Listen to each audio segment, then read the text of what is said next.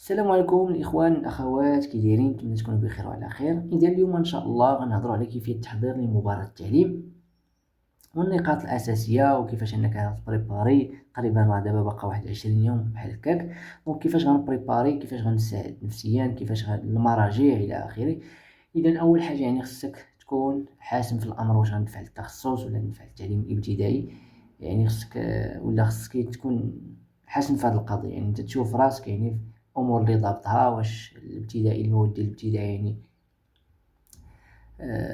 فاهمهم، وكذلك واش مستعد انك تخدم مع التلاميذ في الابتدائي الى اخره. وكاين عاوتاني اللي كيقول لك مثلا التعليم الابتدائي انا زعما ما كيليقش ليا، كنلقى راحتي مثلا نتعامل مع التلاميذ ديال الكوليج ليسي الى اخره. اذا اول حاجه هادي باينه، خصك تكون حاسم في القضيه. اذا ملي غندوزو لهاد الشيء كامل، اول حاجه خصك تكون واضع واحد الخطه، تكون عارف واحد الخطه اللي ماشي انك راه كتبريباري مثلا بالليل وبالنهار. كذلك مزيان انك تبريباري بالليل وبالنهار، ولكن خصك تركز على النقاط الاساسيه. بمعنى خصك تشوف الامتحانات السابقه شنو كيتحط فيهم، شنو كيبازيو عليهم. ميمكنش انت تبقى تمشي مثلا واحد الكور مثلا كيحطوا عليه غير سؤال نص نقطه ولا نقطه، وانت غتمشي تضيع فيه الوقت وتقرا الكتوبه وتقرا هادي وتقرا على ودي داك الدرس مثلا كيحطوا عليه نقطه غنركز عليه. غندير غير اطلاله مثلا خفيفه، وندوز الامور اللي مثلا بحال الديداكتيك، هي هذيك نتعمق فيها شويه ونعرف كل ماده كيفاش كيتحط الديداكتيك ديالها وهذا الى اخره.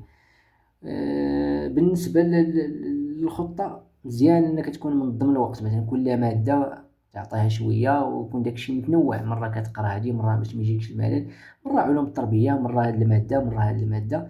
وكذلك كطلع الامتحانات السابقه باش كتكون عندك واحد الفكره. إذا بالنسبة لعلوم التربية نبداو بعلوم التربية.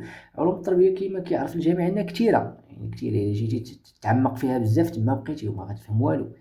الأهم هو أنك تراجع كل حاجة، تاخد عليها فكرة، تعرف التواريخ، تعرف المستجدات، تعرف المستجدات حاليا اللي كاينة، خارطة الطريق، قانون الإطار، الرؤية الاستراتيجية.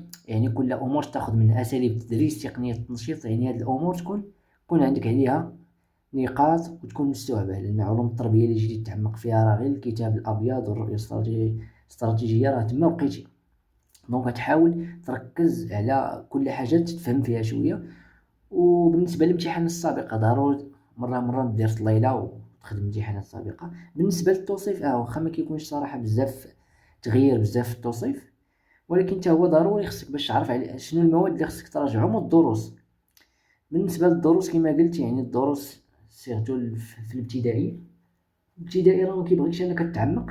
يكفي انك تفهم القاعده ديال الماط هادي صافي وكدوز. ماشي تبقى انت مقابل التمارين على واحد القاعده كتحط عليها كما قلت لك نقطه ولا نقطه ونص، انت غتبقى تمشي تخدم ليها 20 تمرين ولا هادي. يكفي انك تفهم القاعده، تخدم واحد التمرين باش انك تربح الوقت.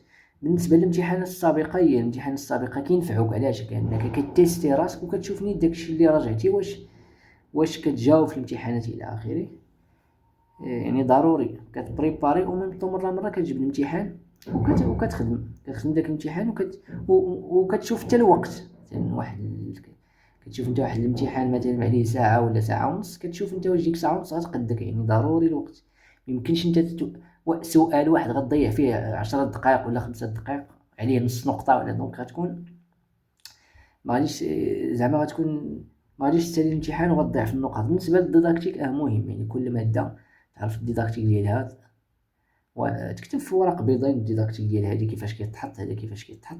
تكون ضابط الديداكتيك ديال كل مادة، وتكون عندك واحد الخطة كما قلت انك كتبريباري بتوازن. ماشي بالضرورة تبريباري بالليل وبالنهار، لا، يكفي انك تركز غير الامور الاساسية في كل مادة.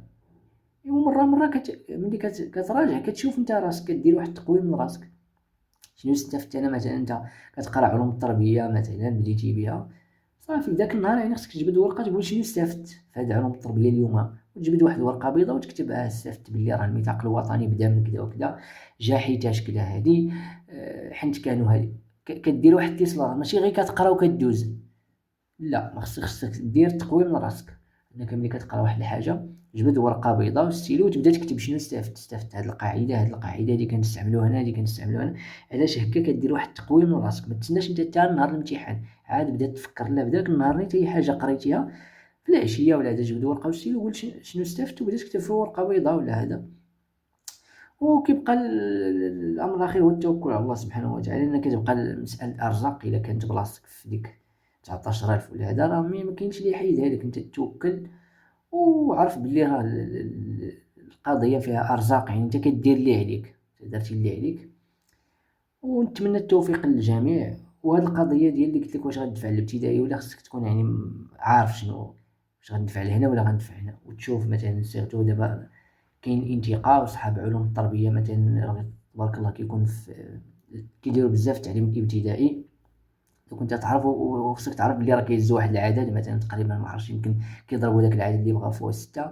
يعني تشوف انت واش التخصص مزيان ليك ولا هذا، وتوكل على الله. والقضيه كتبقى مساله ارزاق، والله يوفق الجميع. ونتمنى لكم التوفيق والله يسهل على الجميع. وما تنساوش تفرجوا في دي فيديو ديال علوم التربيه، راه كاينين هنا غتستافدوا فيهم بزاف، راه كاينين في لاشين. ونتمنى لكم التوفيق، الله يسهل عليكم، والسلام عليكم.